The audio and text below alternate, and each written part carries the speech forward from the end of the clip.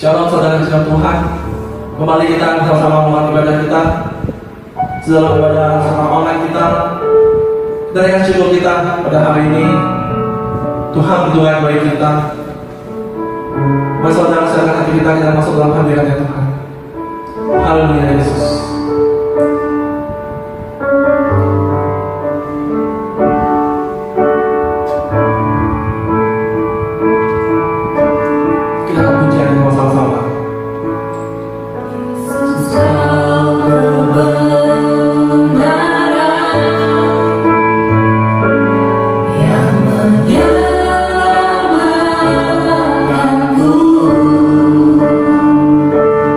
Kau memberi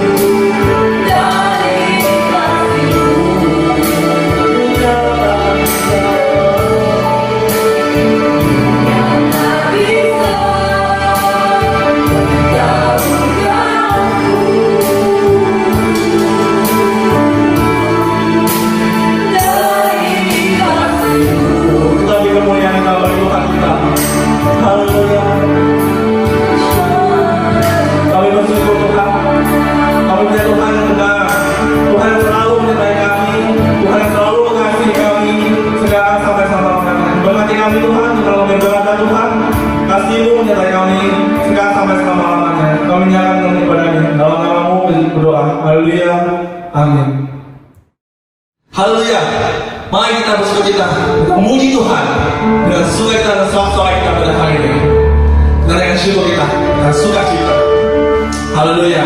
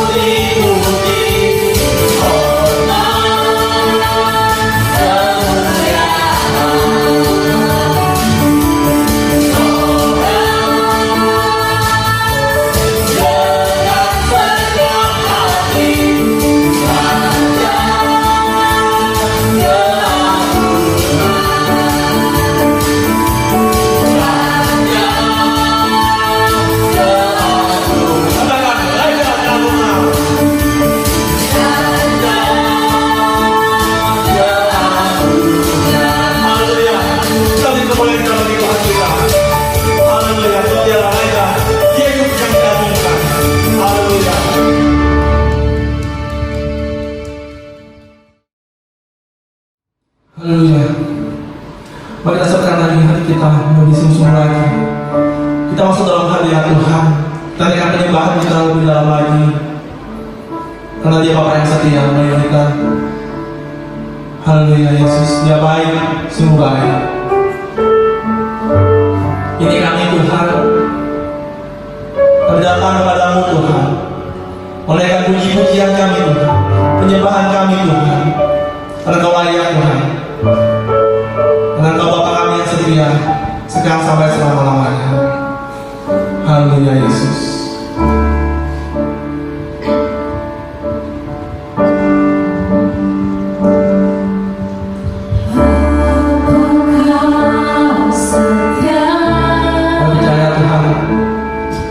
Engkau Bapa yang setia bagi kami.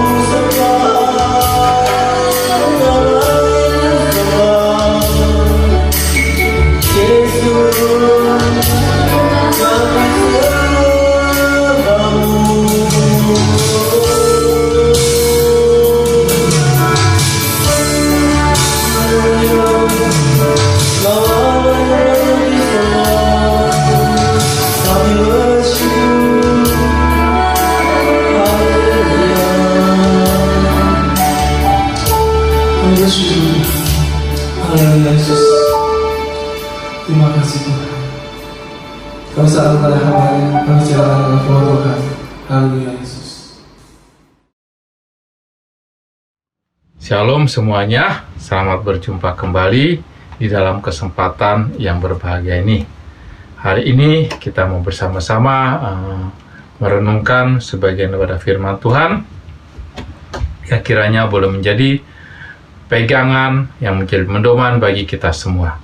Saya ingin mengajak kita hari ini untuk bersama-sama membuka dari Alkitab kita, dari kitab Injil Yohanes.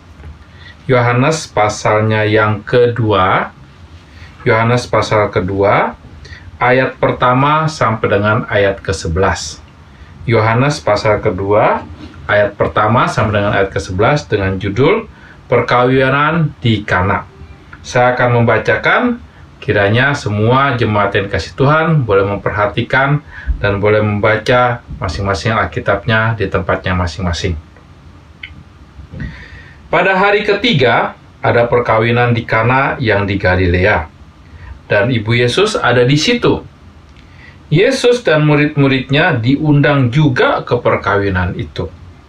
Ketika mereka kekurangan anggur, Ibu Yesus berkata kepadanya, "Mereka kehabisan anggur."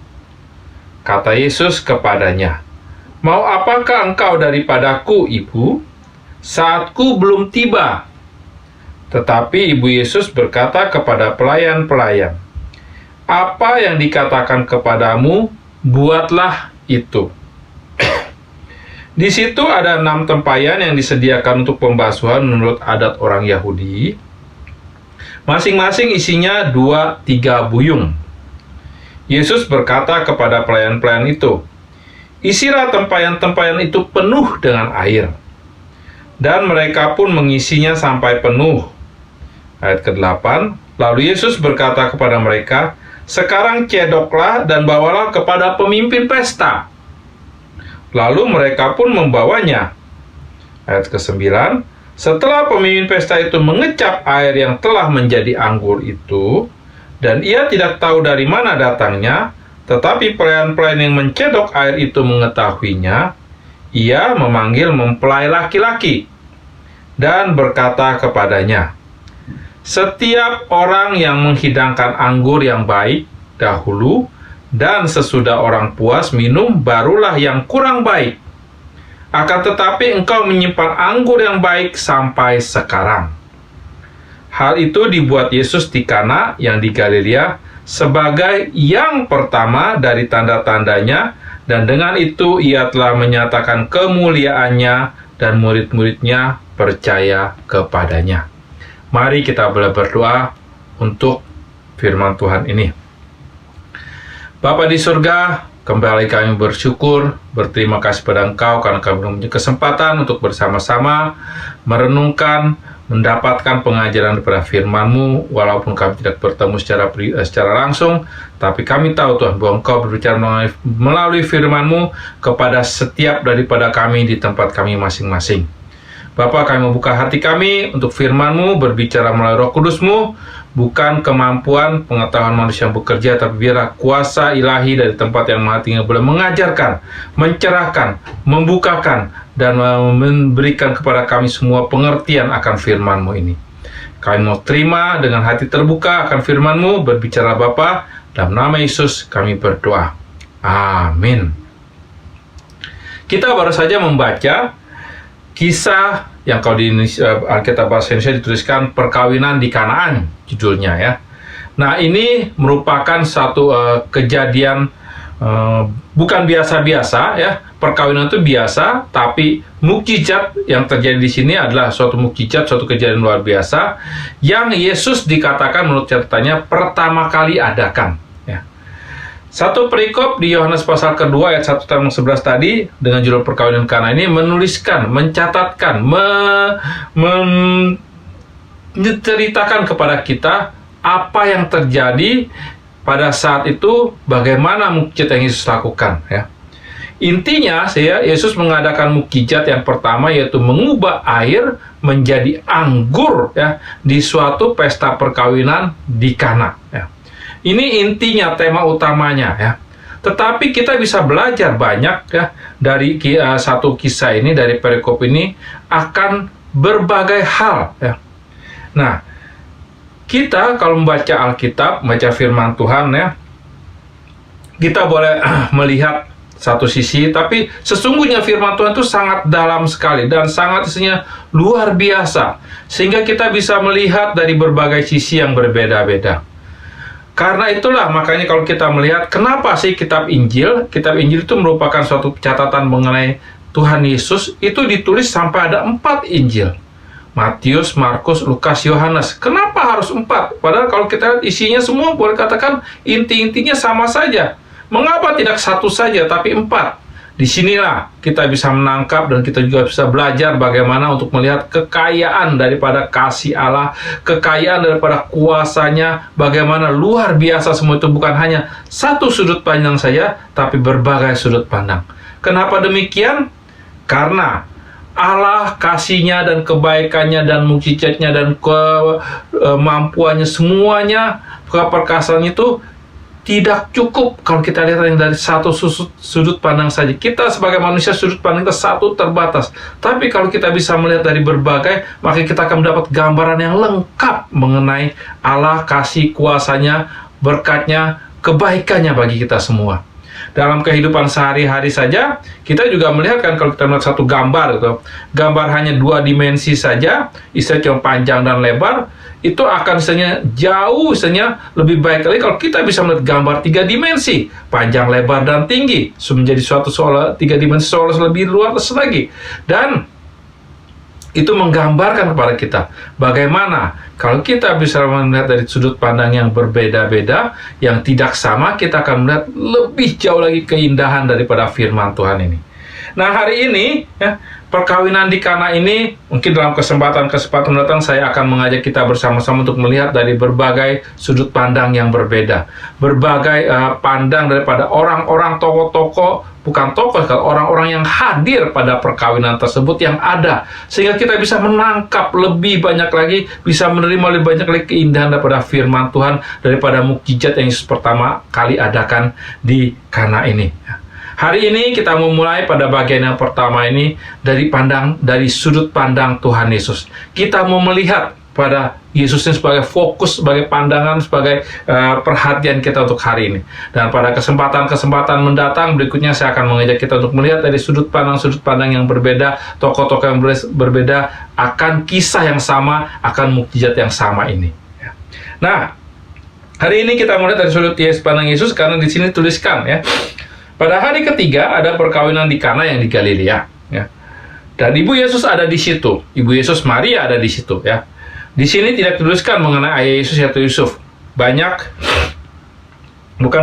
Menurut catatan para ahli-ahli Alkitab dikatakan di sini sesungguhnya ayah Yusuf itu sepertinya ya ketika Yesus sudah mulai lahir, kemudian dia juga berusia tertentu ya sampai dengan masih masa kanak-kanak itu dicatat ya ketika Yesus berumur 12-13 tahun ya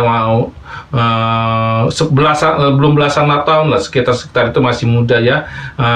Terakhir di sana dicatat bagaimana ayah Yesus yaitu Yusuf ya dan Ibu Yesus Maria yang mencari-cari Yesus dan ketika mereka akan menemukan di sinagog di Yerusalem ya di Bait Allah Yerusalem, itu catatan terakhir mengenai keberadaan daripada ayah Yesus, dalam arti ayah yang secara jasmani, bukan ayah biologisnya tapi ayah yang membesarkan dia, figur ayahnya dicatat di Alkitab. Nah, setelah itu sepertinya Yusuf ini entah karena sebab apa meninggal dunia ya. Sehingga ketika kita melihat di sini Yesus ketika memulai pelayanan di usia 30 tahun lebih, ayah Yesus, sosok Yusuf itu sudah tidak disebutkan lagi. Tapi Maria, ibu Yesus, seringkali disebutkan, bahkan sampai pada saat Yesus di atas kayu salib juga masih disebutkan Maria ada di sana melihat bagaimana anak yang dilahirkannya itu tergantung di atas kayu salib. Itu suatu catatan yang sangat luar biasa sekali ya. Nah, di sini dikatakan bahwa ibu Yesus Maria ada di situ. Kemudian Yesus dan murid-muridnya diundang juga. Nah, ini kata-kata yang penting ya. Diundang juga ke perkawinan itu.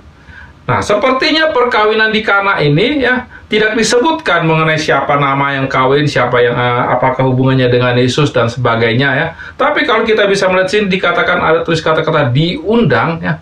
Yesus itu diundang, bukan dia saja bersama murid-muridnya juga, Maria juga ada di situ. Sepertinya yang menikah di Kana ini masih ya apakah dia keluarga sanak famili ya atau ya orang yang mungkin yang punya hubungan cukup dekat ya dengan Yesus dan keluarga Yesus, dengan Maria juga dengan ibunya, atau mereka ini mungkin dari satu asal juga ya. Tidak disebutkan sebenarnya, tapi mereka ini punya relasi, punya hubungan yang cukup dekat. Jadi bukan orang yang tidak dikenal sama sekali ya. Nah, cukup dekatnya ini bisa jadi bukan dengan orang langsung dengan yang menikahnya, tapi antara keluarga besar dan sebagainya ya.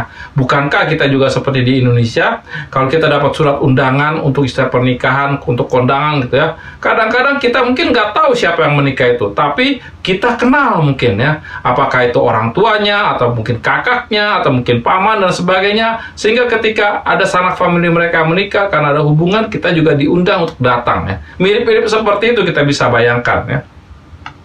Tapi yang pasti Yesus datang ke perkawinan tersebut karena dia diundang.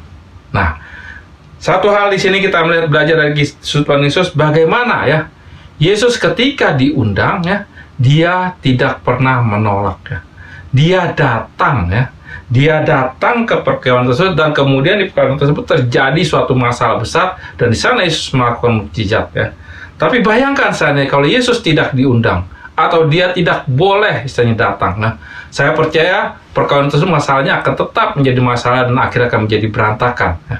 Satu hal dari sudut pandang Yesus kita bisa belajar bagaimana ya kalau dia diundang ya, ketika Yesus kita undang dalam kehidupan kita. Bukan hanya kehidupan kita dalam perkawinan, tapi dalam kehidupan apapun ya. Di sanalah kita akan bisa mengalami ya. Kita ini punya potensi untuk mengalami mukjizatnya, kuasanya, karyanya yang sangat luar biasa ya. Nah, dikatakan Yesus diundang ke perkawinan tersebut, dan Yesus datang. Nah, setelah itu dituliskan ketika itu mereka kekurangan anggur. Timbul masalah di sini, kekurangan anggur ya.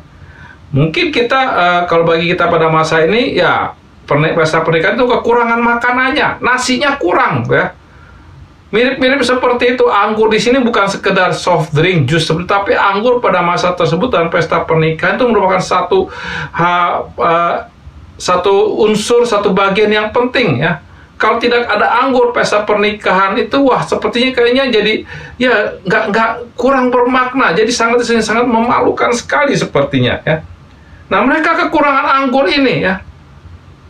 Nah, ketika mereka kekurangan anggur ya, Ibu Yesus berkata kepada Yesus, ya, rupanya yang mengetahui kekurangan anggur ini tidak semua orang langsung, karena ya kalau semua orang langsung dipermalukan, tapi di antara orang-orang sendiri, panitia atau yang penyelenggara pesta tersebut atau orang bertanggung jawab, mereka ngomong dan terdengar oleh Maria, Ibu Yesus. Ya.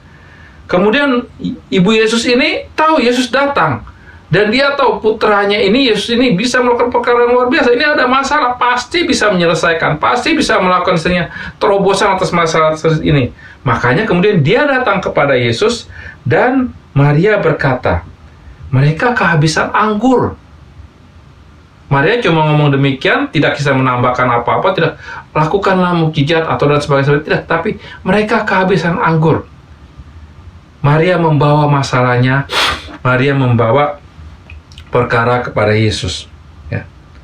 Nah, ketika mendengar itu, perhatikan ini ayat 4, nah ayat penting hari ini, bagian penting hari ini ya.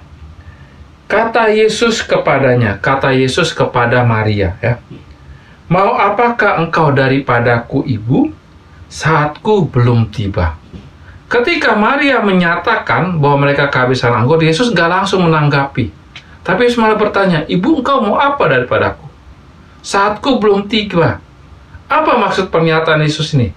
Ketika Yesus mengatakan, Yesus menyampaikan kepada Maria bahwa saatnya belum tiba. Saatnya untuk apa? Saatnya untuk menyatakan diri secara terbuka kepada orang-orang pada zamannya itu, bahwa dia diutus Bapa untuk melakukan karya penyelamatan bagi semua manusia, bahwa dia datang untuk menebus dosa, kesalahan, pelanggaran manusia, bahwa dia datang untuk mengajarkan mengenai Allah Bapa, keselamatan di dalam dirinya. Saat itu belum tiba, memang belum tiba sih ya. Kenapa ya? Karena di sini ya kita lihat Yesus semua ada masanya ya, semua ada waktunya. Yesus saatnya itu belum tiba ya. Dan Yesus tahu mengenai hal itu sendiri. Dengan kata lain di sini Maria mengatakan kepada Yesus, tapi Yesus mengatakan saatnya belum tiba ya. Hanya setelah itu ya kita lihat berikutnya, kalau kita membaca kisah berikutnya, walaupun Yesus menyatakan demikian kepada Maria ya, tapi pada bagian-bagian berikutnya kita bisa melihat dengan jelas bagaimana Yesus melakukan hal-hal, Yesus melakukan tindakan-tindakan, Yesus melakukan langkah-langkah yang ya menjawab ya, yang menunjukkan ya bahwa dia menerima apa yang disampaikan oleh Maria, bahwa dia mendengar apa yang disampaikan oleh Maria, bahwa dia melakukan apa sesuai dengan permintaan daripada Maria kepadanya, walaupun secara tidak langsung. Nah, satu hal hari ini ya, dari sudut pandang Yesus dalam kisah perkawinan di Kana ini kita bisa belajar. Yesus sesungguhnya kuasanya ya, keberadaannya itu lebih daripada Maria ya. Tetapi ketika pada masa ini Yesus tahu ya, Yesus menyadari ya, Yesus tahu keberadaan. Bagaimanapun Maria itu adalah sebagai ibunya, suatu otoritas yang Allah tetapkan ada di atasnya. Sehingga ya, ketika Maria datang kepadanya ya, Yesus ya, walaupun dia mungkin secara pribadi tidak mau, tidak terlalu mempunyai keinginan, tapi karena otoritasnya itu memintakan sesuatu, menyampaikan sesuatu, dan itu bukan sesuatu yang jahat, bukan sesuatu yang dosa ya. Yesus kemudian dalam langkah-langkah berikutnya kita bisa melihat bagaimana dia melaksanakan ya, menunjukkan ya kepatuhan, ketaatannya kepada otoritas itu, yaitu kepada Maria tersebut. Nah, kisah ini mungkin sederhana, simple, sering terlewatkan oleh kita semua, tapi kita bisa belajar daripada Yesus ini bagaimana untuk kita ini sebagai orang Kristen. Yesus itu contoh kita, dia teladan kita. Kita bisa mencontohkan untuk kita belajar taat tunduk kepada otoritas-otoritas yang Allah tetapkan dalam kehidupan kita. Yang paling sederhana ya, kita mungkin dalam keluarga, otoritas dalam keluarga, orang tua kita ya, ayah ibu kita. Nah, itu mungkin kita sebagai orang-orang timur kita menjunjung tinggi ini sekali. Kita ajarkan pada anak kita taati orang tua dan sebagainya gitu ya. Tetapi ada lagi yang berbeda setelah kita berangkat dewasa, kita sebagai orang tua, kadang-kadang kita merasa orang tua kita sudah dikatakan otoritas apa lagi. Nah, ingat ya, setiap kita ini Tuhan tempatkan di atas kita itu ada otoritas-otoritas pemerintahan ya. Pemerintah sekurang-kurangnya ya. Ada lagi otoritas di dalam gereja, ada otoritas para hamba Tuhan dan sebagainya di tempat pekerja. Tapi kalau kita melihat ya, otoritas pemerintahan, ini satu hal yang sering terlewatkan oleh kita sebagai orang-orang percaya, orang-orang Kristen. Kenapa? Karena ya pada kenyataannya ada pemerintahan-pemerintahan ya, ada pemerintah yang kebijaksanaan ketetapannya yang mungkin kita tidak suka, yang kita anggap jahat dan sebagainya, kita anggap misalnya tidak benar dan sebagainya. Semuanya itu bisa terjadi, ya akan terjadi karena pemerintahan bukan semuanya orang-orang suci, bukan semuanya orang-orang yang mengenal Tuhan ya. Tapi mari kita boleh menjadikan ya, ini catat nanti boleh baca ya, di Roma pasal ke-13 ya, ayat ke-1 sampai 7, firman Tuhan itu mengajarkan, bukan hanya mengajarkan, Paulus memerintahkan kepatuhan kepada pemerintah, ketundukan kepada otoritas pemerintah, ketaatan kepada para otoritas yang ditetapkan dalam pemerintahan. Sudah pasti selama yang mereka hal-hal dimintakan, disampaikan itu tidak melanggar daripada otoritas Allah. Ya, sumpamanya kalau ada pemerintahan mengajarkan untuk membunuh, ya, untuk boleh mencuri, hidup bebas, kita tidak boleh taat itu. Tapi untuk hal-hal yang lain, mungkin kita tidak selalu suka, mungkin sepertinya menekan kita. Walaupun demikian, firman Tuhan mengajarkan untuk taat pada otoritas di atas kita, pada pemerintahan. Kenapa? Karena nanti baca di Roma pasal 13 ayat 1-7 itu jelas dituliskan bahwa pemerintah itu ditetapkan oleh Allah. Pemerintahan berganti, turun, dan sebagainya itu Tuhan tetapkan dengan cara Tuhan, dengan rencana Tuhan. Kita mungkin kadang-kadang tidak sabar, kita mungkin kadang-kadang gimana, tapi biarlah apa yang menjadi otoritas Allah serahkan kepada Allah, dan jangan kita mengambil posisi Allah untuk menjatuhkan pemerintahan yang ada. Ini sikap kita, ini pandangan kita sebagai orang percaya, sebagai orang Kristen terhadap pemerintahan di atas kita. Kenapa kita bisa melakukan itu? Kenapa kita harus belajar melakukan itu? Karena kembali hari ini kita melihat di perkawinan Kana ini dari sudut pandang Yesus. Dia, walaupun sebenarnya dia tidak harus, ya, dia boleh untuk istrinya tidak melakukan apa yang Maria katakan, tapi dia menunjukkan teladan pada kita untuk mendengar otoritas di atasnya, yaitu Maria sebagai ibunya. Nah, biarlah firman Tuhan ini sederhana, tapi boleh mengajarkan kita semua, ya. Perkawinan di Kana penuh dengan berbagai pelajaran yang bisa kita ambil, kita bisa dapatkan. Hari ini kita mengambil satu, yang pertama yaitu dari sudut pandang Yesus, untuk kita belajar untuk taat, tunduk pada otoritas di atas kita, keluarga kita, dalam gereja, mungkin di tempat bekerja, dan yang pasti ada dalam kehidupan kita, yaitu pemerintahan di mana kita menjadi warga negaranya. Kiranya firman Tuhan boleh menjadi berkat bagi kita semua, dan kita boleh hidup sebagai orang-orang percaya yang boleh taat, tunduk pada otoritas di atas kita. Tuhan memberkati kita semuanya. Mari kita boleh tundukkan kepala kita untuk berdoa.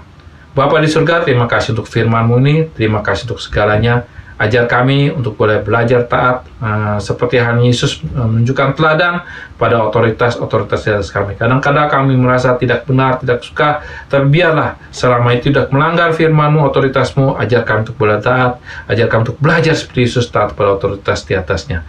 Terima kasih Tuhan untuk firman-Mu ini, dan Bapak mau berdoa juga untuk setiap jemaat yang mendengar, setiap jemaat yang saat ini tidak berada merenungkan bersama-sama. Biarlah berkat-Mu turun atas mereka semua, atas kami semua, berkat dari Allah Bapa, Allah Putra, dan Allah Kudus, berkat yang ada dari sekarang sampai selama-lamanya, memberkati, memampukan kami semua untuk hidup bagi kemuliaan-Mu sebagai saksi-Mu di muka bumi ini.